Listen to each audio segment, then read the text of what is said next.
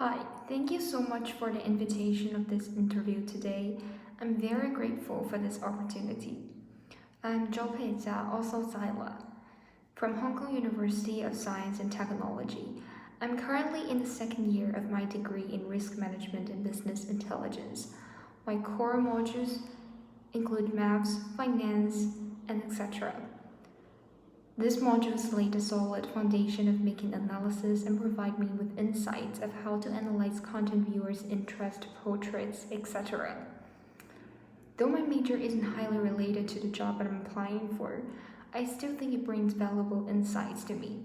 And apart from what I learned from my major, I am still constantly searching for opportunities to learn and practice content operations. For example, I love to read and write very much.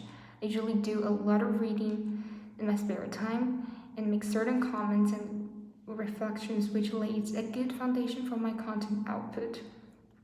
For personalities, I would say that I'm a half-half person, half extroverted and half introverted. Extroverted because I like interacting with people and gain insights of different opinions. Introvert because I need time to reflect on my own. I actually like that part of me a lot and believes that can help with my content creation and a better fit for this job. I'm a person who tends to start off only after I'm fully prepared because I want to get work done perfectly. For instance, I need to gather information and making assumptions before I start on that project and may sometimes seem to be low efficient. Therefore, now I would summarize the key points from life and work to help promote my efficiency. I would like to start off by saying that I believe I'm a great fit for this role and company. I share a lot in common with the role and I really admire the culture of this company. I would like to further elaborate on my point in the following two areas. First of all, I am a very creative person, and when it comes to creating contents and playing with characters and words, I have developed my creativity through regular practices. For example, our editing club has to regularly post multimodal articles on our official account. We have to come up with what topic to write in what specific form that we will convey our ideas, and this works as a regular training for me. Secondly, I love to influence and interact with people. Through content creation, I have formed a habit of writing spontaneous thoughts ever since I was in middle school, and they could be about relationships, hardships of a friend, and I have constantly shared with my friends and tried to influence them. Therefore, I'm confident that I will fit right into a team and put my strengths into the new role. In the first of 2 to 3 years, I plan to immerse myself in a position by leveraging my content operating ability to develop contents and work with my teammates. The goal will be gaining more viewers and gain more co-workers from all over the world. Within 2 to 3 years after that, I see myself using the experience to dive into more diverse field and try out possibilities, for example, writing novels or something, or running my own account. But first and foremost, with my previous job, with my current job done well. The first question I would like to know is there any specific difficulties that you have encountered in your work and life, and what did you do to overcome that? And the second one will be, is there any advice on the job that you would like to offer me if I am employed?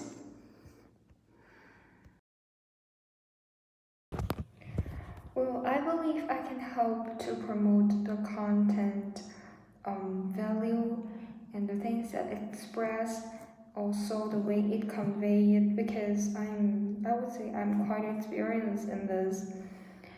And as I'm a new generation, I have thoughts that are novel, and I have my own ways of expressing this. So I would help the company to develop more novel and more popular content that viewers will like, And of course, I would do my best to promote the efficiency of working.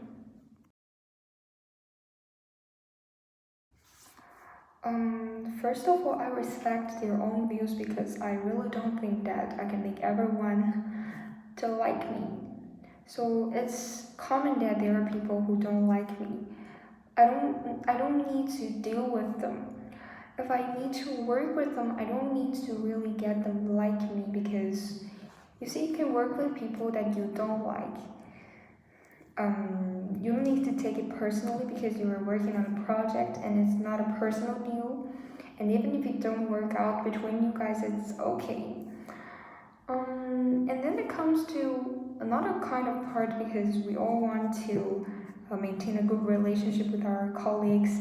And to do this, I guess there is a saying that is if that person has um, bad impression of you, and you may need to spend time with him or her and talk about it frankly and just show your friendliness. If he or she still don't like you, I would say let it go. It's okay to be it's okay for them to not like you, but at least they need to respect me, or else I would talk to them frankly, point out the thing that I think they're not doing well, like they're not respecting me or something. And yeah, that's basically the point. I will share an experience that has just happened a few weeks ago as I'm in an activity club as I wrote in my CV. So every week we have to post our content, basically an article with multiple elements um, to help our official account keep running. So last week it was our team's turn to do this job, and I take initiative because there was a topic that I really want to write about. So I suggest in the group chat like, what about me writing this week? I already have ideas about what to write, and my teammates were just like, oh, good, you can do it. And then I wrote the article and I expressed my ideas about how it could be conveyed, like what music could we use, and in what specific forms, what pictures could be appended, and etc. So I give my ideas and I asked for my teammates' ideas, and then finally we get the job done and we posted on our official account. I would say it was not a great success, but we've done a good job.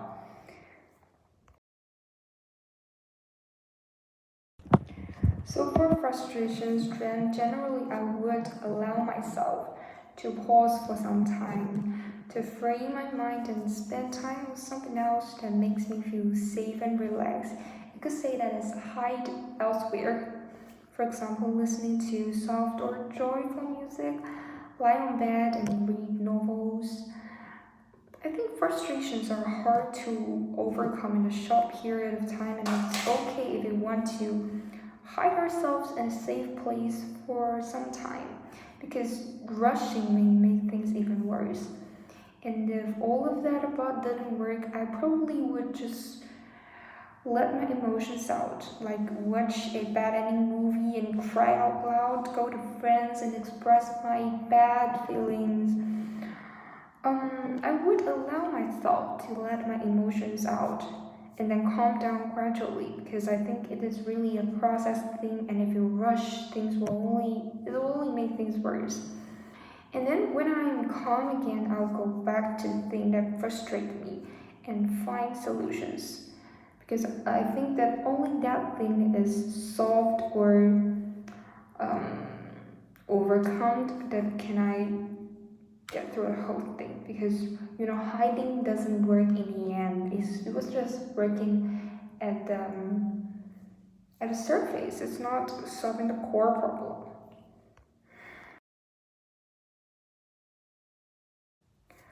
I think the first thing is to find my career objectives. And by these, I would say I first try to find my career objectives, so beyond my major, by expressing my possibilities in different fields, for example, writing, reading, and music, singing, and etc. Because I have to first be aware of what I want to do, what is my career objectives. Then comes how to achieve this.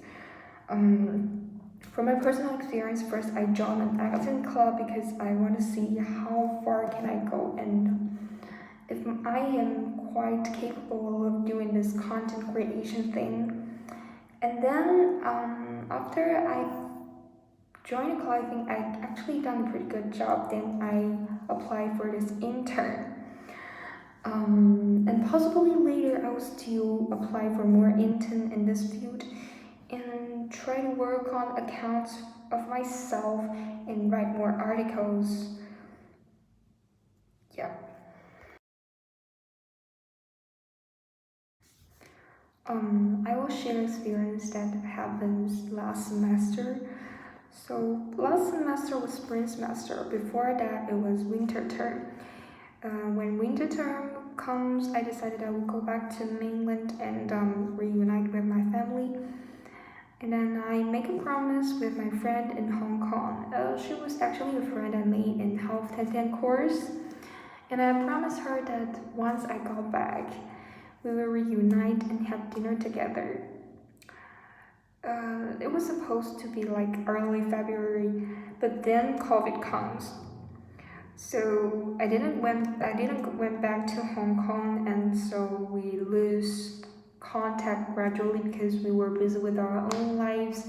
She was in Hong Kong, I was in mainland, and I have my mainland friends. She also have her friends in Hong Kong. So that was like the last chance, last time that I have talked to her, and yeah, we have made a promise that I have made a promise that I would go back in early February and had dinner with her, but then things changed and I was unable to do this.